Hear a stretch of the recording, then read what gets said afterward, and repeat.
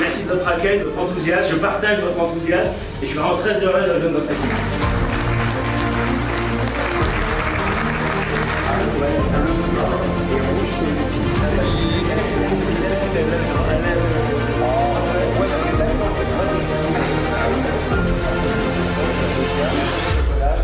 Il a été très attaqué par Marine Le Pen et il son accuse entourage. De déloyauté. Voilà, et il retourne l'argument aux électeurs. Voilà, il retourne l'argument en disant mais qui est infidèle à qui?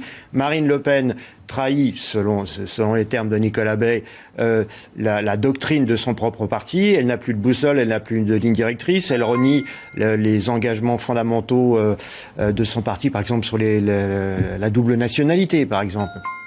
Et donc il cogne très fort sur Marine Le Pen et il instruit un procès finalement en opportunisme. Vous avez écouté Marine Le Pen mercredi sur LCI, elle l'a pas dit formellement mais elle l'a laissé entendre.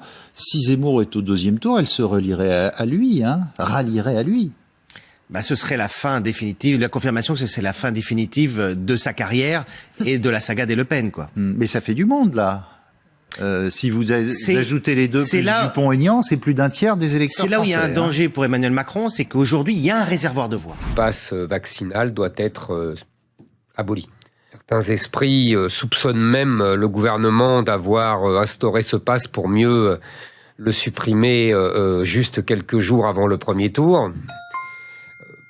Tout est possible. Je considère que Emmanuel Macron a décidément assez mal géré cette crise épidémique. Je passe sur les erreurs du début, mais sur la fin, il est complètement à contretemps, gérant avec selon les règles de la peur, pour faire peur aux gens, alors que on voyait qu'il fallait au contraire, et c'est ce que j'avais écrit dès la fin décembre, qu'il fallait au contraire essayer de prendre des mesures qui soient pérennes, puisque l'épidémie devenait, selon le terme consacré, endémique.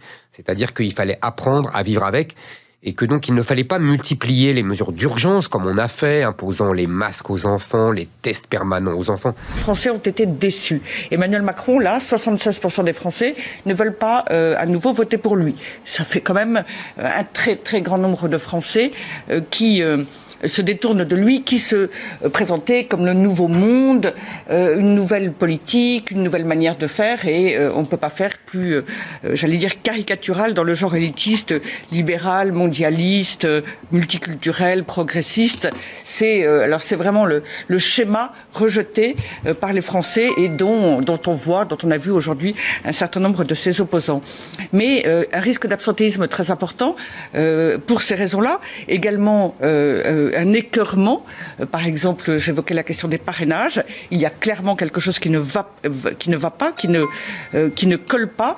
Et un autre symptôme, c'est effectivement le fait qu'Emmanuel Macron ne s'est pas encore présenté, alors que tout est en place.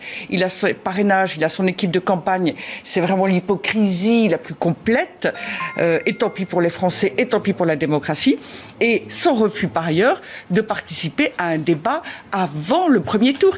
Il y a tout de même, et là je ne suis pas d'accord avec Karim, des différences nettes entre les candidats, et il est nécessaire, j'évoquais à l'instant la ligne d'Emmanuel Macron, elle est tout de même très marquée, enfin elle est d'abord marquée de cynisme et d'individualisme, et j'allais dire de déconstruction de la société, mais tout de même les autres candidats ont des lignes bien différentes, et il y a besoin de confrontation d'idées, et il y a besoin que ce soit clarifié devant les Français, qu'ils n'aient pas l'impression que tout ça c'est à peu près pareil, parce que c'est pas le cas. Donc si le calcul c'était aller jouer le président de l'Europe et gérer la crise ukrainienne, je pense que c'est un petit peu raté, parce que comme c'est marrant, c'est l'histoire de France se répète un petit peu. Je vais commencer par le Mali, où finalement on a gagné la guerre militairement et on la perd politiquement en quelque sorte. Donc ça, pour moi, c'est le premier échec.